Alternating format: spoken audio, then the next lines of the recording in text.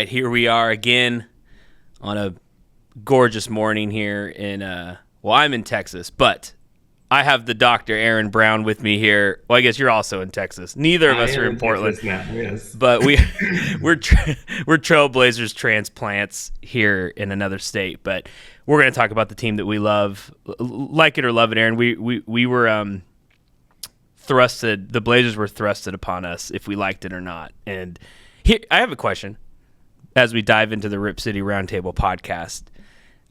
Would you have been another NBA fan? Like, let's say you could have had any option you wanted. I mean, and you didn't live in a state that had a team, would you have gravitated towards the Blazers as a kid? Like, if you could pick any NBA team. Well, I think people should root for the team that they grow up with and they live nearby, right? You want to be able to go to the games and do that. I never understood these people who are like LA Lakers fans who like live in Portland. Like, what are you doing? What's this?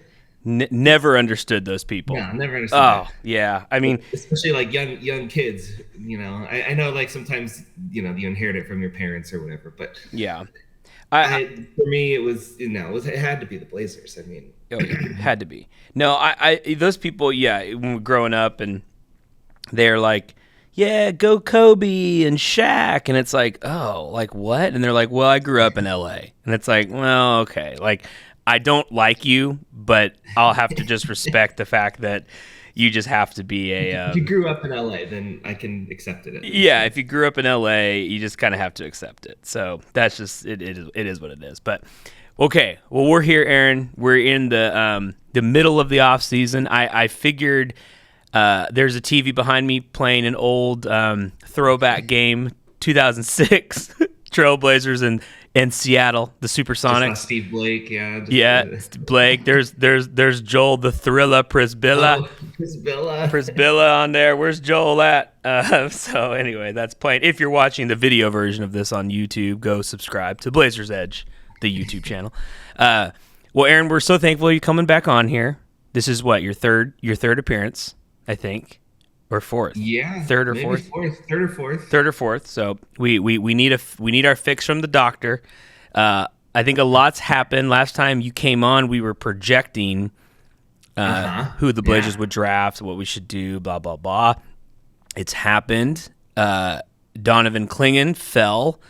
I guess you can call it fall. He fell to number 7. We snagged him, the 7'3" center from UConn, 2-time defending NCAA champion. What were your thoughts on getting the big man at the 7th spot for the Blazers? Yeah, I think it worked out pretty well. I think I'm trying to remember what we said in that podcast. I think I wasn't quite sure on Clingan, and there were some other guys that maybe I was interested. But the way it broke down, I really liked him in that spot, and I think he'll have a good NBA career. Assuming he stays healthy and everything. I don't think he projects as an all-star, but no one in this draft really does. And I think one of your guests said it well on the previous episode. Like, he has proven skills, and those will translate to the NBA.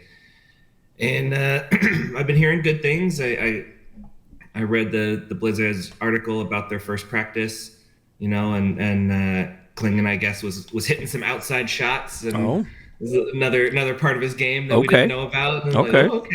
The big man drifted out. I like it. Knocking down the open shot. They were running some offense through him. So I'm very anxious to see it in summer league, to see him play, especially. Him and Chris Murray, I think, are the two we'll be keeping our eye on. Yeah, I would throw the third. I'd throw the third Ryan Rupert.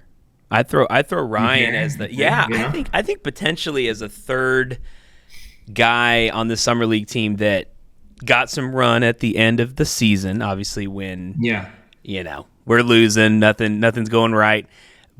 But I think Rupert has some ability there, Aaron, and I think he grew, and he's probably the one I'm looking at here the most, actually. I think over Clingan Over Klingon? Okay. I think over Chris Murray. I think Rupert. I want to see Ryan Rupert. And I was glad I wrote this in one of my recaps during the season. Okay, I'm not crazy, but Justin Minaya, when I would see him play, he'd come in, he'd play like 12 minutes a game, right? He wasn't getting a lot of run even at the end of the season. But he just looked like a guy that could be on a team that's competent. And I don't know if that's a compliment, but he looks like a guy. I don't want to say like, oh, he's part of an 8 or 9 man playoff roster, but I don't know. And I was glad the Blazers kept him. They didn't, they think he's on a 2-way, I think. But of all those kind of guys at the end of last season that were getting play just because we were bad, they kept Minaya. And so I think I'm like, okay, maybe they saw the same thing. Like maybe I'm seeing the same thing that they're seeing. So that's why they kept. They didn't call me. They didn't ask for my opinion. They should have. They should have. But I would think, and I know it's summer league, but between Rupert, Klingon, and Minaya, those 3 guys, those are like defenders. Like they're going to play some defense. And then Murray. I mean, Aaron. I think the Blazers have a summer league championship waiting to happen here with this roster. What do you think? Very hard to predict summer league. I sure it's entirely possible. I think wasn't there a year we won or we almost won summer league? But it was like we had like no one that was of note. We did. We just played really well and yeah. So like it can definitely happen. I mean, especially if you're gonna put some, like you said, competent guys out there. Yeah. We're always in the mix. We're always in the summer league contention. Yeah. Yeah. We're like the Golden State Warriors of summer league. Like you can't count us out. Even if it looks like, oh, new roster. Nope. We still got, it's just summer league. So, I don't know, man. I think it'll be fun. It'll just be good to see some basketball being played. We haven't seen much from the Portland side in a while, so it'll be good to get out there. But yeah, Klingon obviously will be the guy. And if he can drift out and shoot threes, that's great. If he can be a threat, right, Aaron? Like I think that's not even the 3 at this point. I mean, if he can just keep defenders honest, I think when you're a 7-footer, you have to really close out tight because he can just shoot it over you, right? If you give him any space, even at like the elbow jumper, like you can't sag off of that if he can hit that shot because of how tall he is, right? So I think it even if it's just mid-range, just keeping defenders honest, I think it can help stretch the floor a little more. Yeah. It'd be great if he could hit the 3. I have no idea if that's in his repertoire, but I mean, if it's just, it doesn't have to be this year though, is what I'm saying. Yeah, if it's respectable, like I'll just take respectable, like because like the Blazers, you have like Duop Reith who right. Plays I was just thinking Duop Reith. Yeah, and Duop can like sink it, so you got to get out on Duop. Robert Williams.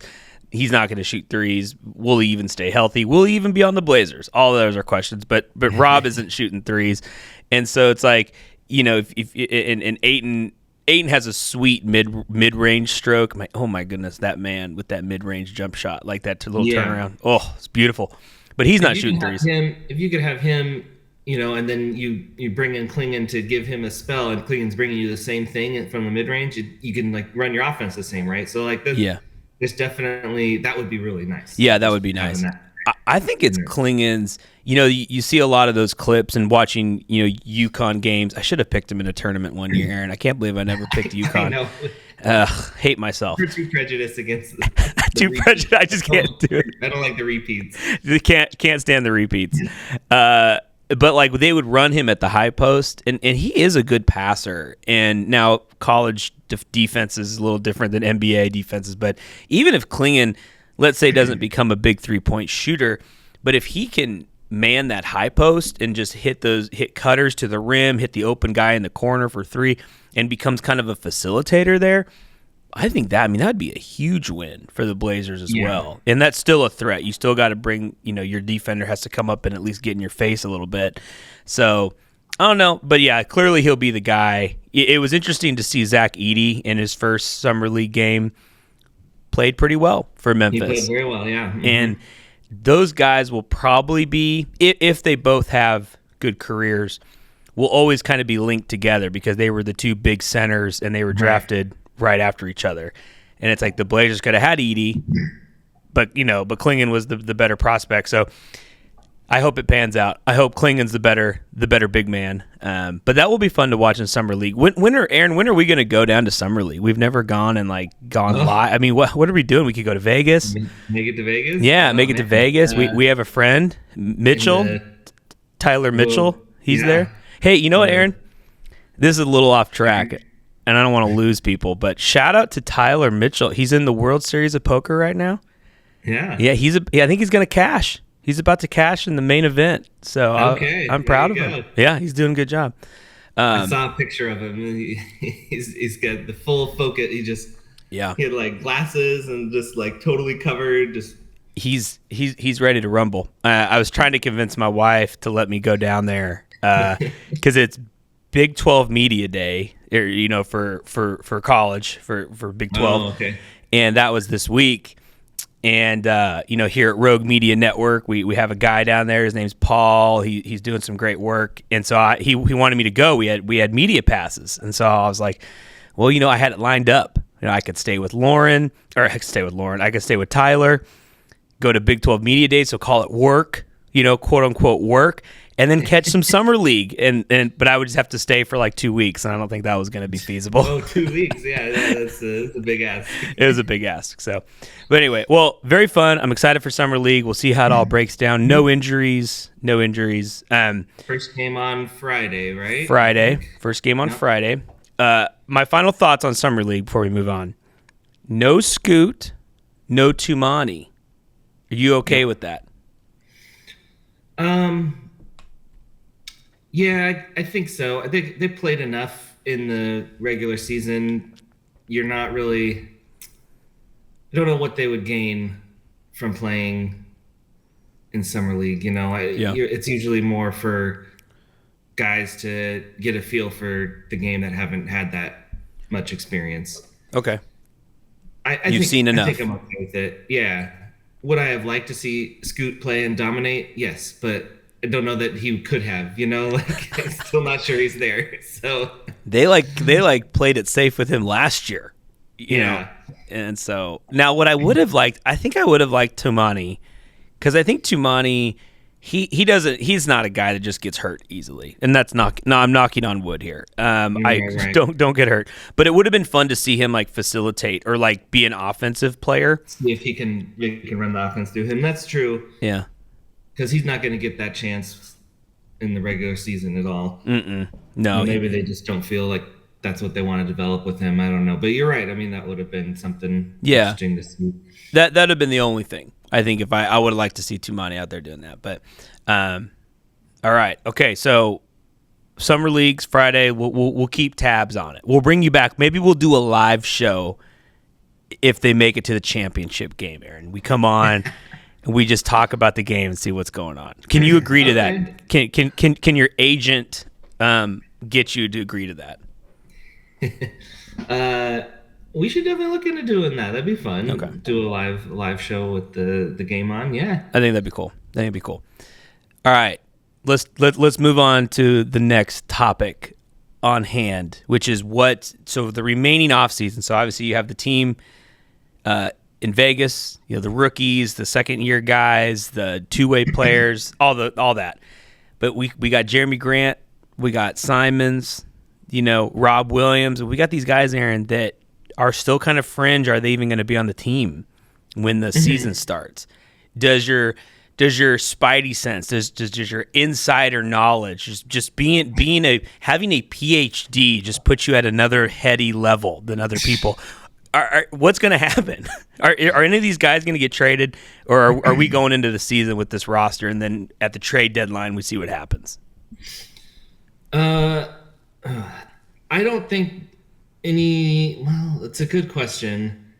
I was going to say I don't think they get moved before the season, but it's always possible. I just think right now teams are settling into what they have, and unless there's a team who's like, we really need something before the season starts, I don't. It's all about demand, right? So we have supply of talented players that we're willing to part with, what's the team that's like we have holes we need to fill, and right now those teams are not very many because everyone kind of wants to see what they have, right? They have their new signings, they have their rookies, they have their just new pieces that they have, and then after a few games in, they're like, oh, that guy didn't work out. That this is not fitting the way we thought it would. Like then their price tag goes up to what they're willing to pay for players, right? Yeah. So I don't think anyone gets moved before the season for that reason. Yeah. And I don't even know if they get moved during the season. It depends on what teams are willing to play. Really? Yeah, I think that the Blazers want to move off of those guys eventually, but I think they're not in a rush. So they're just going to wait till the price is right. Okay.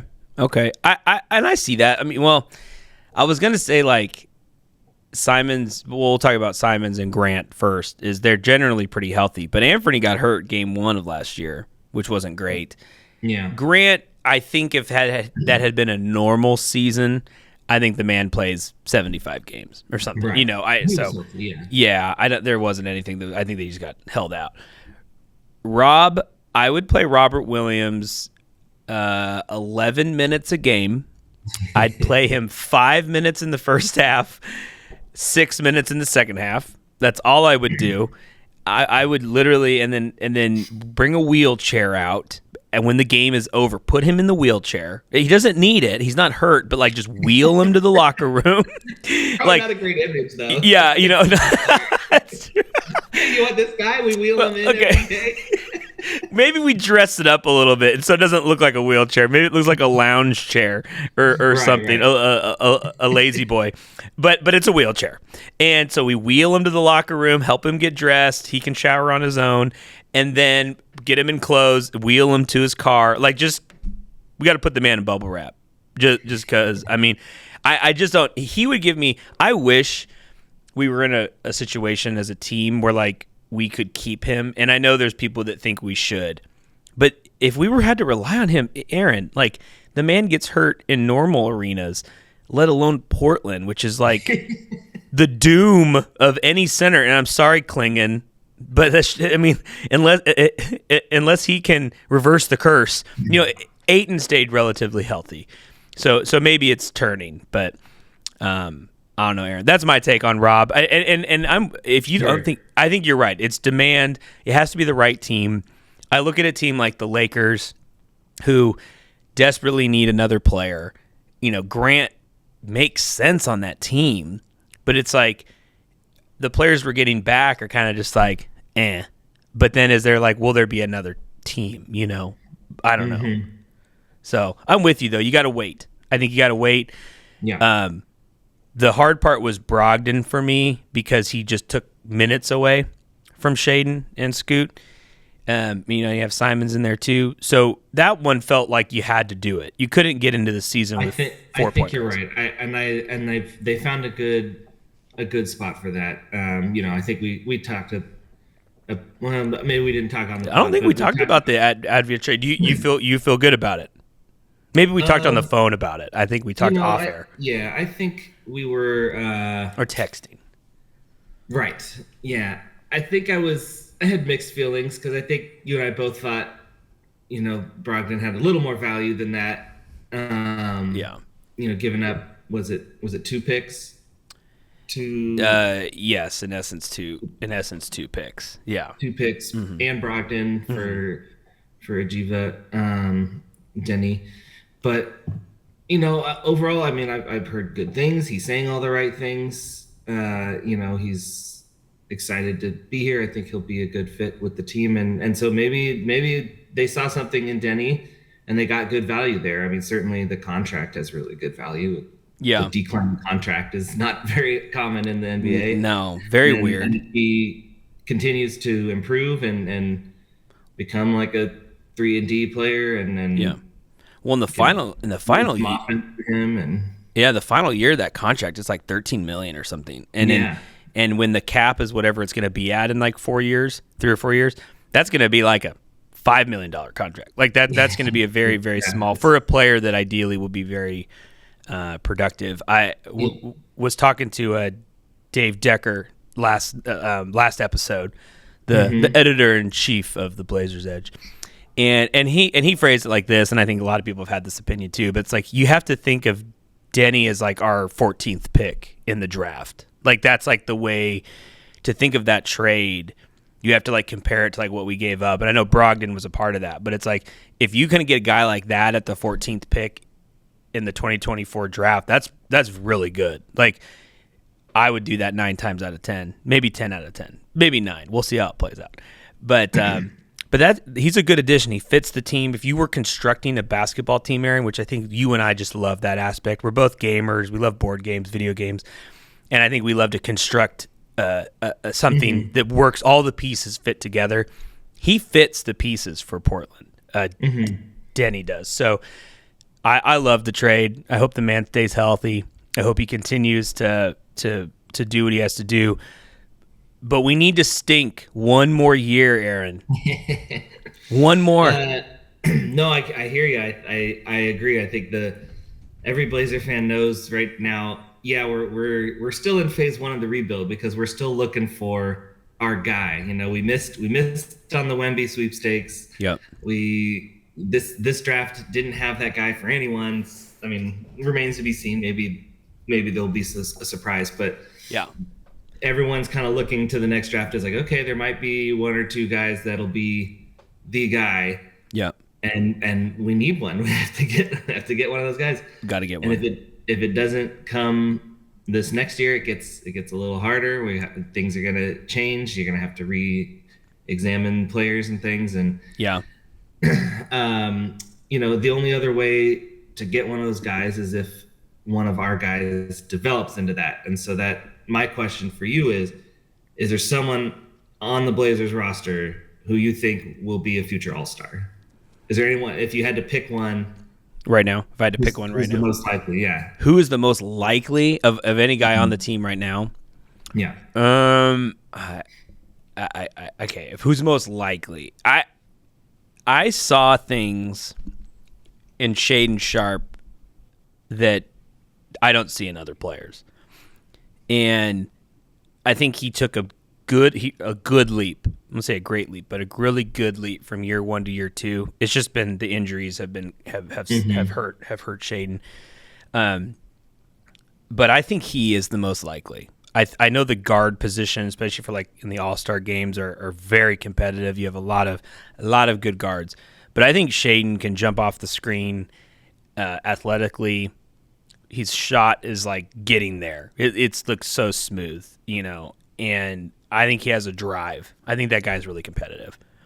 So if I had to pick one that I think is most likely, like if the Blazers, maybe not next year, but the year after, 2026 season, start 30-10 or something, I think Sharpe's averaging 26 a game or something, 8 rebounds, 5 assists. Like I think he makes an All-Star game. So I'd say Shaedon Sharpe is my most likely to take the leap. Who I want to see would be Tumani, because if Tumani Kamara makes an All-Star team, that probably means another Blazers on the All-Star team, and we're a title contender. So that would be what I want. But I think Shaedon will be Scoot has all the ability in the world to do anything he wants, or he could be playing in China in 4 years. So, Scoot's got a huge range. I think Sharpe is the correct answer. Okay. I think you could. I totally agree. That was kind of where I was going to go with the question. Okay. I think you could make a case that if Ayton keeps developing, you could see him getting to an All-Star. If we're running a lot of offense through him, I think Dave on your podcast brought up he wants to see us run the offense through Ayton for these first 20 games or so, and just see what we have there. Can he be an offensive hub on a team? Yeah. So I think you can make the case for Ayton, and that would obviously happen maybe more quickly than Scoot, just because of where not Scoot, because of Sharpe, because where they both are in the careers. But I do think I agree with you.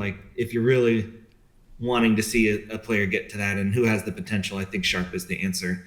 Yeah. which means I think, going into the next season, that's going to be the player number one player to be watching. Where is he at? Is he made another leap? Is how much are they putting the ball in his hands? All that kind of stuff is going to be really important. So definitely, Yeah. looking forward to that. And that's a ways away still, but Ways away, but we'll get there, Aaron. Just as a side note, the Blazers are down 39-23 to the Sonics right now. I can't help but look and like, what are they doing? Brutal. Like I think rookie Durant got Prisbilla in foul trouble pretty quickly here, and Damian Wilkins has 7 points and 5 rebounds, leading the game for the Sonics. No, you're right. I mean, Ayton. Dave brought up that was like the biggest question the Blazers have they're facing. Of all the questions, there's a lot of questions, but that's the big one because he's making the most money. And so we have to figure out, is Ayton worth moving forward with? We just drafted this center who's came, weak draft, but highly touted and was a winner in college. He's different than Ayton. He's not the same type of player that Ayton is, but we have to figure that out. And that made sense to me. And so I think the Blazers should go through and see what we have in Ayton. We need to figure out the guard thing too, but that's more of like a development deal. Like I think that's going to take a whole season with Scoot and Shaden together about what they have. But Ayton, I think, maybe he's the one that gets traded.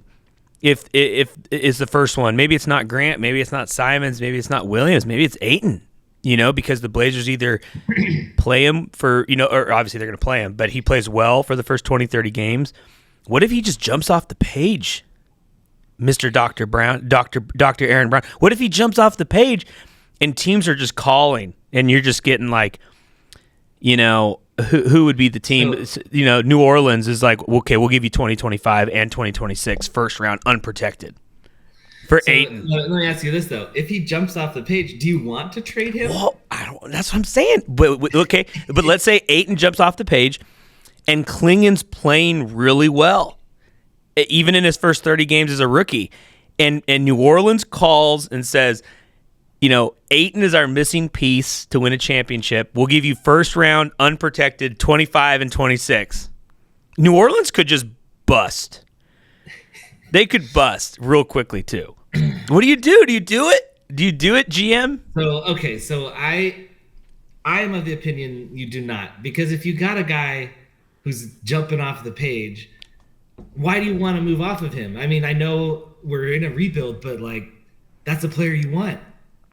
Unless you think it's a fluke. If you're just like, oh, this is never happening again. He's hitting like 50% from 3, and he's just he's got 4 blocks a game, 32 points, 19 rebounds, 8 assists, 5 blocks. Like still high. I mean, yeah, maybe. Well, I think GMs, there's 2 things that happen with a general manager, right? If you keep like pushing off drafts, you look so good. You're like, oh man, you got first round picks in 29 and 30 and 31. It's like, yeah. And then they think you did a great job. They won't ever know, that's going to take 7 years to even figure out if that was a good thing or not. But if you decide to keep Ayton and it doesn't pan out after the first year, then they're going to be like, oh, that was a dumb move. You're fired. But Aaron, I think that's why like GMs enjoy just putting the draft picks in the cupboard, because they don't get ridiculed for a first-round pick that they traded for that's going to happen 7 years from now. But they do get ridiculed if the player they decided to keep ends up not playing well that season. Then they're fired and they don't have a job anymore. So I think that's the allure of, wow, Ayton, look at him. He's averaging 49 points a game. Trade him. Like that's because then it's like, great, look at the great move I did. So I don't know. I don't think you trade him if he's playing that well. You want that guy on your team. But then, I don't know why you would trade him. But then if he's playing poorly, you can't trade him. Even though you'd want to. You'd be like, hey, he's not working out, let's trade him. If he's like, let's say, I mean, yeah, if he came back down to earth, you could still say like, hey, look, this guy is still averaging 35 points a game. Like, yeah, that's true. I mean, you can point to that, right? And it has trade value even if it's not helping your team at the time. I just think it's hard to come by a guy who's capable of playing that well. If we're this is a theoretical. Ayton is playing. He'd make an all-star team if he's playing that well, right? Like, are we going to trade an all-star? Ayton would be the MVP if he's playing that well. I don't think so. That's true. He's an MVP candidate. He's MVP candidate. Okay, so we keep Ayton. We keep Ayton now. Okay. Oh, hey, update. The Blazers are still down 44-27 to the Sonics. Cooper Flagg. You saw it all the news. Sports Center. He played really well, right, against the Olympic team. You know, I kudos to the NBA's like PR department. They're so good. Like the NBA is just a 12-month thing now and 24/7, and it's like they'll find one little thing, and it's like Cooper Flagg leads the select team 74-73 win over the Olympic team, and it's like could Cooper Flagg's momentum be any higher right now as a draft pick? But that he played really well, turnaround jumpers, put back dunks. He's competitive. He'd be perfect to slide in at the wing spot, maybe like where Jeremy Grant plays. So let's just say Blazers get Cooper, and he slides in with Grant, where Grant is. We trade Grant. Now that's a dangerous young team there, Aaron. That's what we want. Yeah, that is the dream. I think we're not the only ones dreaming that, and there's teams I would say better positioned to tank than us. Not that we. You think so? You think we're not positioned to tank very well? No, of course we are. Oh, we're not going to win. We're not going to win a lot of games. Oh, okay. I mean, another rough season. But I'm just saying that I think we have slightly more talent than other teams. We'll see how the season plays out. It's all down to that lottery, right? The number one, It just comes down to the lottery, and I think we'll be in the lottery. The West is stacked this year, so it's gonna be hard. Look at the odds that Atlanta had, and then Houston, they jump. Even the year, we grabbed Scoot, we jumped that year, right? So it's like Detroit has had the best odds to get the pick for the last 57 years, and they haven't. they don't ever get the number one pick. So, no. You're right. I think on paper, if our team, I don't want to have this talk. I think Steve DeWald and I a couple episodes ago I tried to get him down this road, but I'm like, our team is not terrible, and I know that. I know we need to be bad one more season, I think, to complete the rebuild. But man, if we start 11-3 with a fully healthy team and Simons doesn't get hurt in the first 19 seconds of the first game, 19 minutes or however many minutes he played in game one, I don't know, Aaron. Now, do we have a team that can win a championship? No. I mean, I'm not that delusional, but it's going to be really hard. Because I think the pieces of our team fit. They fit kind of well when you think about it. Like, I don't know. I agree. That's what I'm saying. I think we have talent on the team. I think, being able to trade Damian for players and then moving those players for more players. Like, we've gotten talent right back. We didn't just get picks and no talent. We got talent back. So, that's good. I think that's a better way to build a team, but it also makes it harder to land the generational talent that only comes through the draft and we just haven't hit yet, and hopefully we will. Who knows? It's a long time. It's a whole year away. It's a whole year away, Aaron. But when we're not in title contention, that's our title. I mean, that's us winning the championship. It's a ping pong ball. So we'll see. All right.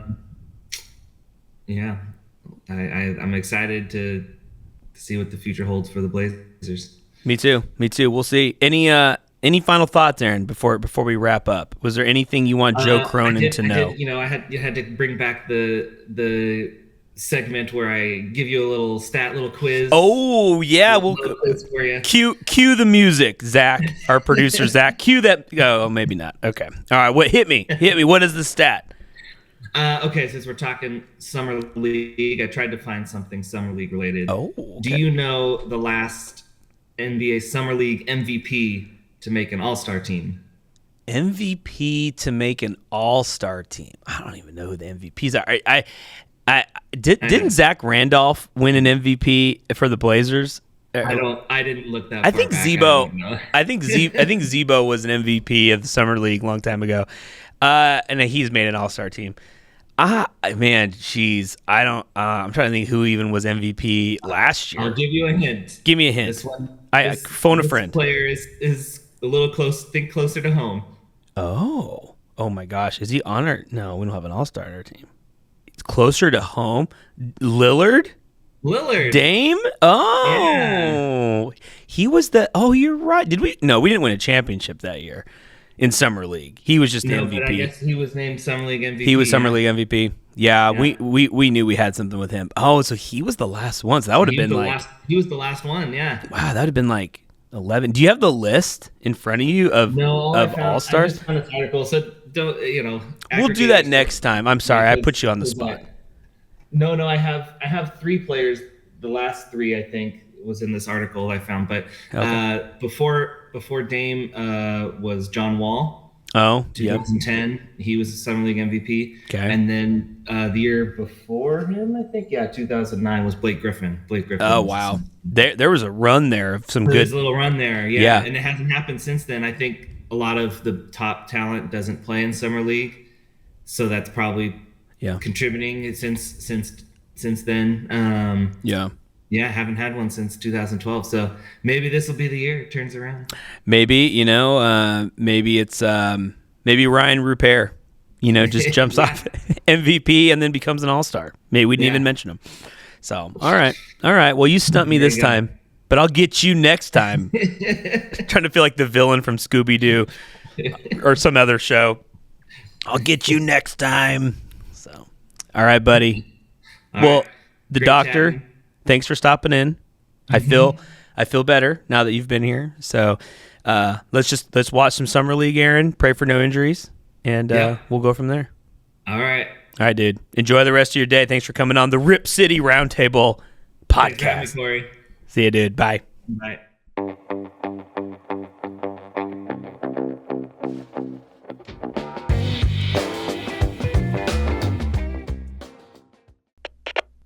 We are Rogue Media Sports.